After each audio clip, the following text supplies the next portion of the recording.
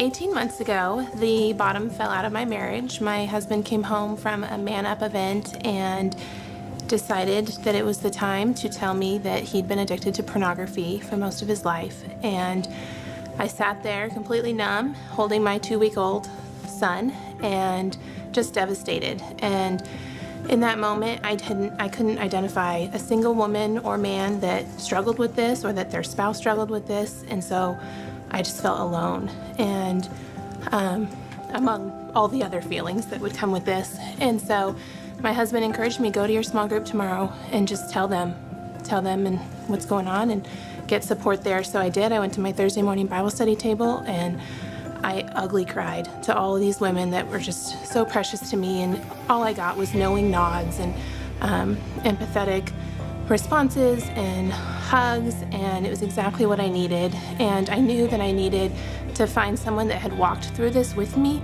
or had walked through this before me and could help me along the way. And so I was recommended to a friend that I had already had a good relationship with, and she has some similar parts to her story that overlap with mine, and she's on the other side of it now. So she knew the pain that I was experiencing, but she also had victory over it within herself and in her marriage. And so it just was crucial. Carrie was a vital part of my recovery with my husband and with myself. And so what seemed like a coincidence at the time, but it wasn't, obviously. She was coming out to California. She doesn't live here anymore. She was coming out to California to visit, and I was like, please stay in my home. My husband and I were just a few weeks post-disclosure and completely broken, but I was like, please stay in our home with all of your children and we'll figure it out. And she did, and it blessed me and my husband beyond measure. She and her husband were able to meet us where we were. They talked through it with us. They cried with us. They prayed with us. Her husband told us that all week he was just walking through our home. Anytime he was there, praying over our home. And that still means so much to me. And that trip just really boosted me and my husband towards recovery, both together and separately. And I'm just so grateful for Carrie. And I was able to text her or call her anytime over the next couple of months, and I'm feeling so devastated. I can't get out of bed today.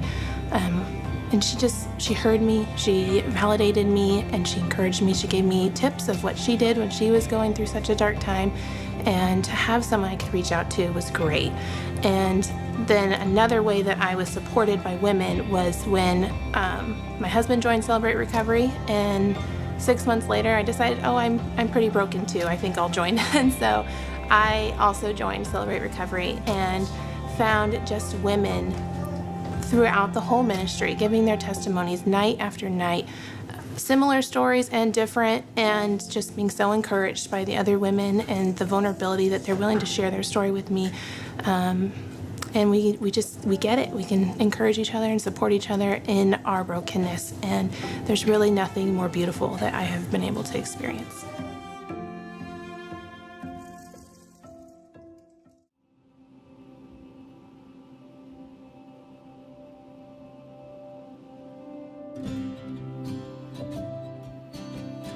One of the lady is Susie Ojeda, and she's from Saddleback, Buenos Aires, and she's one of our primary contacts down there that really helps us when we bring the teams into Buenos Aires.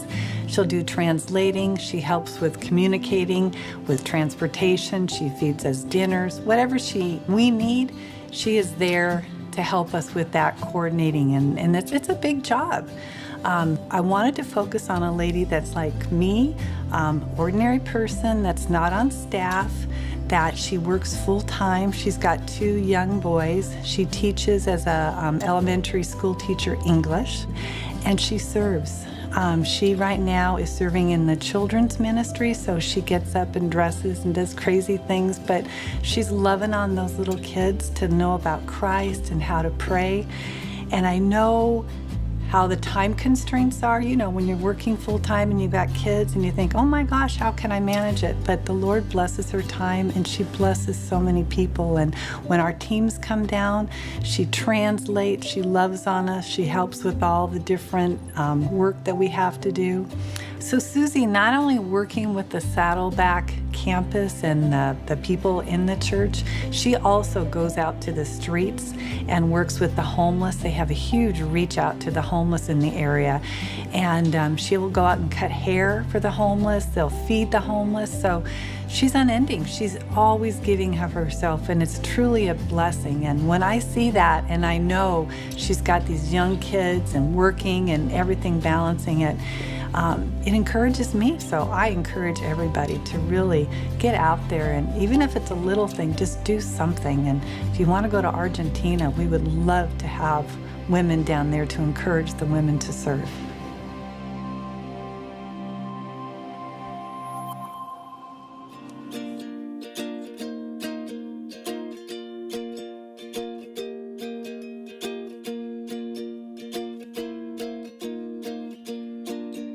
When I personally think of a woman that embodies love, I think of my life group leader, Erin Timberman.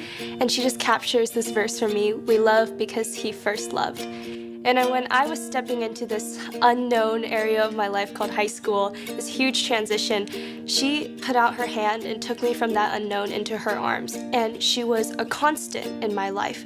She dedicated herself to showing up every Tuesday night for me and my group of girls. And she would carry us and listen to our struggles and our burdens. And just like Jesus, she would be like there for us every step of the way. And that felt incredible to have in my life. Once again, I stepped into another unknown as I took a missions trip this summer to the Philippines. And this time I was in a physical place of unknown. It was a different culture, weather, language. And yet, once again, God showed his love through a woman named Aloysa. And Aloysa just brought me into her life, even though I was a total stranger. She pulled me from this unknown once again, and she taught me her native language, Tagalog. And even now, while we are in completely separate sides of the earth, she keeps me accountable. And we do Bible studies with each other over social media. And we have already gone through 2 books of the Bible, and I'm looking forward to going through even more now that I've met her. And so these 2 women really just captured that verse for me. We love because when he saw us before we even knew us, he stuck his hand into the unknown and brought us back into his light.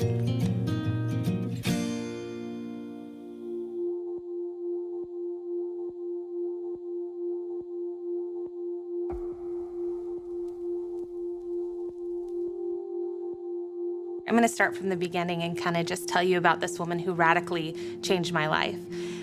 Me and my husband got married 10 years ago, and about 5 years into our marriage, we had this miracle child that we named Bravery.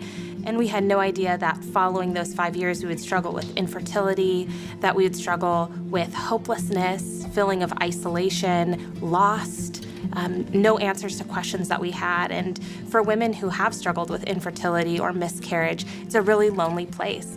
And I think that that loneliness pushed us into a place where we had to get real with our Savior. And in that time is when he called us to the season of adoption. And I'm so glad he did, because I can't imagine my life without it now. And so this time last year, we started the adoption process. We were clueless about the adoption process. We didn't know legalities. And during the time that we were praying, the Lord just came down on us and told us, you're gonna just put love at the forefront of every step that you make through this adoption journey, and I'm gonna show up in ways that you could have never imagined. I'll never forget, it was middle of January, and we get this email about this specific young woman. And I remember reading through her story, and I instantly felt like I knew her.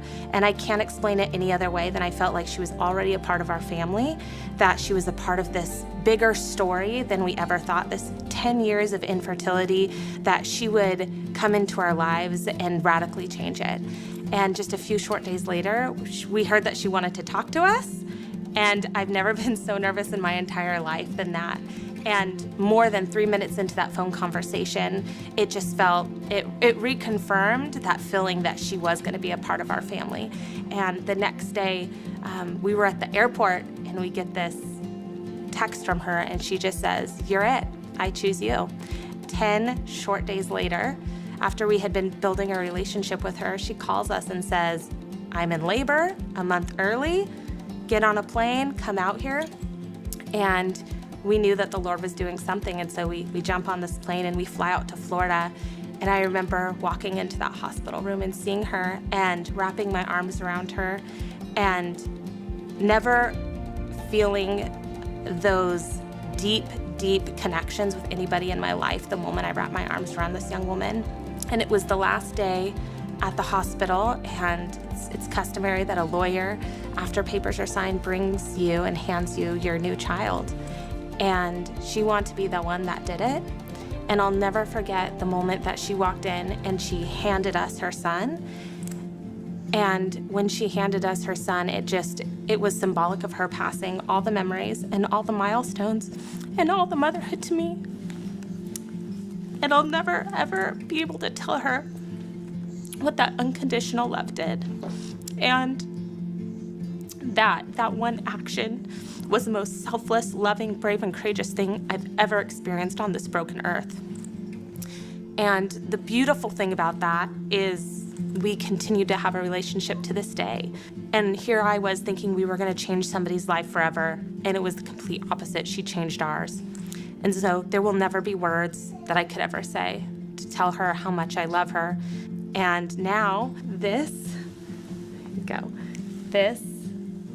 is the love that we get to share with a woman that forever has changed me. I never knew that my brokenness and her brokenness would be healed through such a unique type of love and a relationship that I will never take for granted. And so if you're in this place and maybe somebody looks like it's a hard place to show love or accept love, do it. I promise you, you won't regret it.